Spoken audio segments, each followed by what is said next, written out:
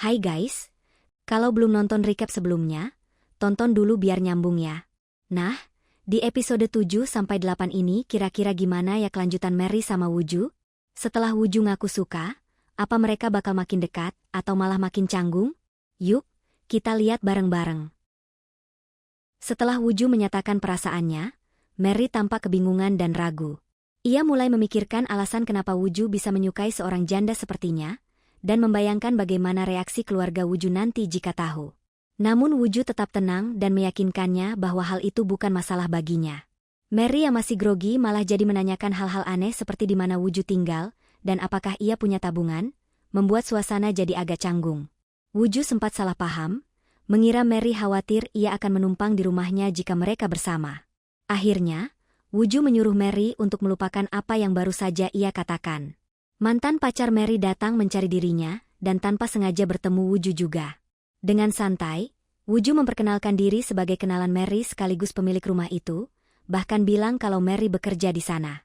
Dengan sedikit usil, Wooju lalu mengantar mantan pacar Mary kembali ke kamarnya, sementara Mary diminta pergi dulu untuk mengurus pekerjaan lain.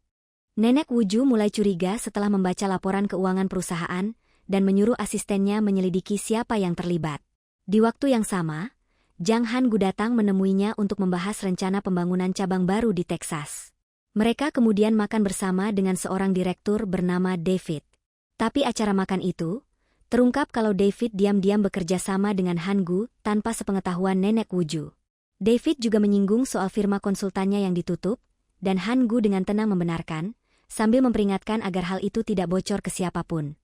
Di rumah, Mary teringat kejadian sebelumnya sebelum tidur. Lalu menerima pesan dari Wooju yang bilang kalau dia sudah mengurus mantan pacarnya di rumah sakit, jadi Mary gak perlu khawatir. Sementara itu di rumah sakit, ibu dan kakak mantan pacar Mary datang saat Wooju sedang merawatnya. Si mantan malah pura-pura nangis dan bilang ke ibunya kalau Woojulah yang membuatnya cedera, bahkan menuduh Wooju menghina dirinya. Karena situasi makin canggung, Wooju memilih pamit pergi.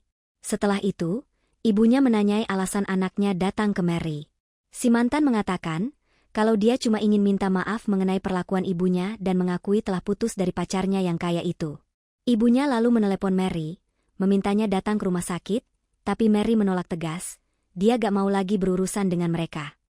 Sementara itu, Wooju datang menjemput Mary dan bahkan memberinya bunga, bikin Mary senang banget. Setelah tahu kalau bunga itu punya arti hati yang tulus, Mary jadi senyum-senyum sendiri. Di sisi lain, Yoon Jin-gyeong makan bareng Baek Sang-hyun. Dia heran kenapa Sang-hyun selalu diam aja saat ditindas. Padahal dia tahu Sang-hyun punya rasa keadilan yang tinggi, apalagi setelah melihatnya membela dia dulu. Tapi Sang-hyun cuma bilang kalau ada orang yang sombong karena lahir dari keluarga berada, sementara dia yang berjuang dari nol gak bisa ngandelin kebanggaan kosong buat bertahan hidup. Ucapan itu bikin Jin-gyeong terdiam dan merasa bersalah. Sesampainya di rumah, Mary memberikan bingkisan kecil dan berterima kasih karena Wooju sudah mengurus mantan pacarnya di rumah sakit, juga atas bunga yang ia berikan. Tapi ternyata, Wooju berharap lebih, setidaknya diajak masuk untuk ngobrol sebentar. Akhirnya, Wooju memberikan beberapa buku di hari masa kecilnya supaya Mary bisa tahu lebih banyak tentang dirinya. Saat Mary membacanya, dia heran karena nama Miso sering disebut di situ. Begitu menyadarinya, Wooju buru-buru mengambil kembali buku itu. Mary yang penasaran malah menggoda dan mencoba merebutnya. Dalam momen itu, mereka gak sengaja jatuh ke sofa dan saling bertatapan. Suasananya langsung canggung tapi romantis. Namun momen itu buyar gara-gara perut Mary tiba-tiba bunyi kelaparan. Saat santai di halaman, Mary masih penasaran siapa Miso. Soalnya Wooju pernah bilang gak punya cinta pertama, tapi nama itu terus muncul di diarinya.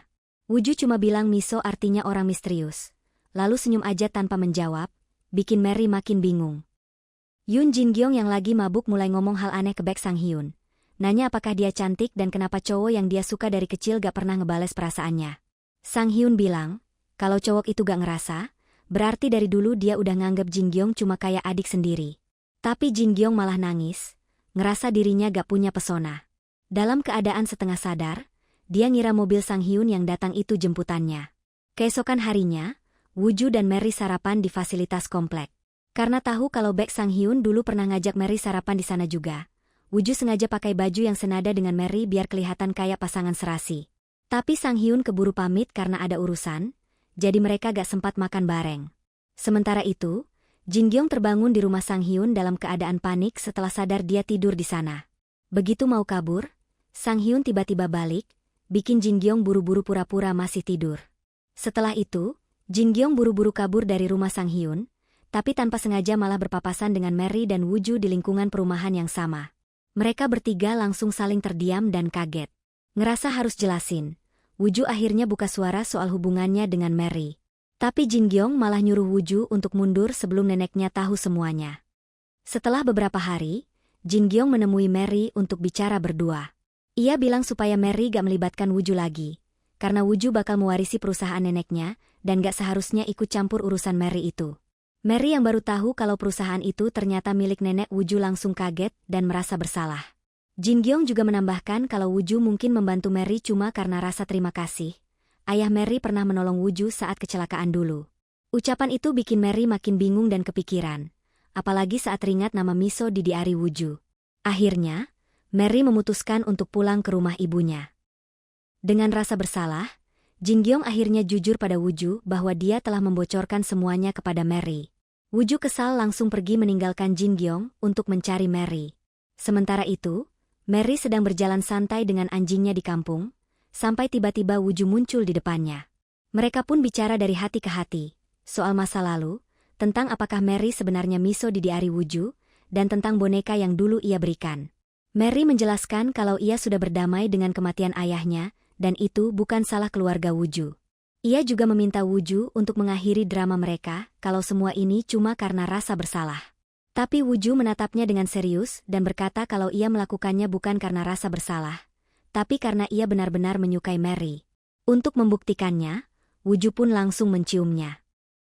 Malam itu, Mary dan Woo-ju saling bercerita tentang masa lalu mereka. Woo-ju bercerita tentang hidupnya setelah kehilangan orang tua, sementara Mary mengenang ayahnya yang sudah tiada. Ia mengatakan tempat mereka sekarang adalah tempat kenangan masa kecilnya bersama sang ayah. Tempat di mana ia dulu menangis ketakutan saat kehilangan jejak ayahnya, sebelum akhirnya digendong dan ditenangkan. Mary lalu bilang, ia percaya ayahnya kini jadi bintang di langit yang meneranginya saat ia tersesat. Mendengar itu, Woo-ju berjanji akan selalu ada di sampingnya agar Mary tak merasa takut lagi. Mereka pun tertawa kecil, lalu tanpa sengaja terjatuh dan berakhir tiduran berdua, menatap langit malam yang penuh bintang. Di sisi lain, Jin Gyong terlihat menangis sendirian, masih teringat ucapan Woo-ju yang bilang kalau dia benar-benar menyukai Mary, bukan karena rasa bersalah. Sang Hyun yang kebetulan lewat melihatnya, dan langsung menghampiri. Ia mencoba menenangkan Jin Gyong, bertanya apakah dia sudah pernah jujur soal perasaannya pada orang yang dia suka. Sang Hyun bilang, gak perlu malu buat ngungkapin perasaan, karena diam justru bisa bikin nyesel. Ia lalu mengajaknya lari kecil untuk menenangkan pikiran.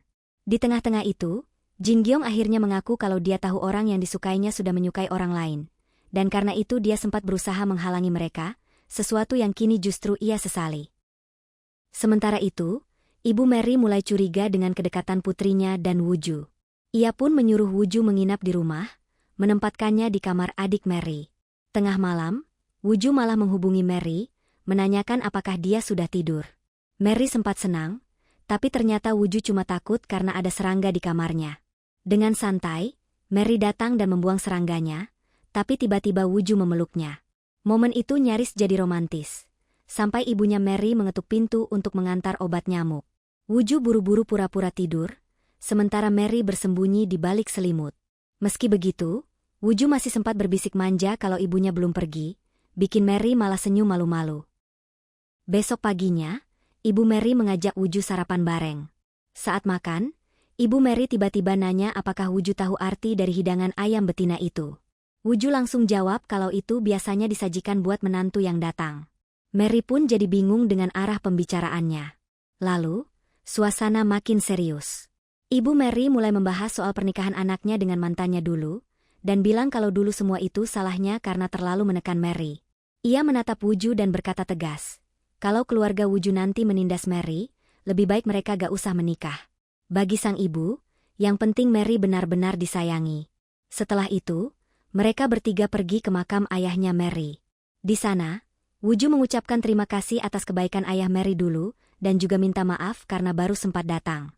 Tak lama kemudian, adik Mary yang ada di Amerika menelpon. Ibu Mary memperkenalkan Wuju lewat panggilan itu, tapi adiknya malah langsung terpesona. Ibu Mary buru-buru menjelaskan kalau Wuju yang ini beda dengan Wuju dari masa lalu. Sebelum obrolannya makin jauh, Mary cepat-cepat menutup teleponnya.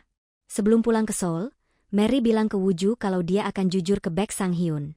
Baginya, rumah itu udah nggak penting. Yang penting sekarang adalah hubungan mereka. Wuju pun berjanji bakal terus ada di sisi Mary, apapun yang terjadi.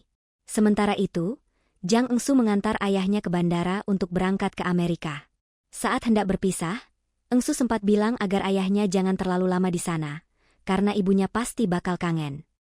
Setelah rapat selesai, Wuju memanggil Mary keluar ruangan. Mary sempat bingung, kirain ada masalah kerjaan, tapi ternyata Wuju langsung menciumnya.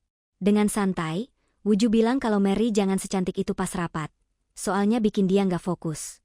Lalu, Wuju mengundang Mary ke acara yang akan diadakan neneknya di rumah.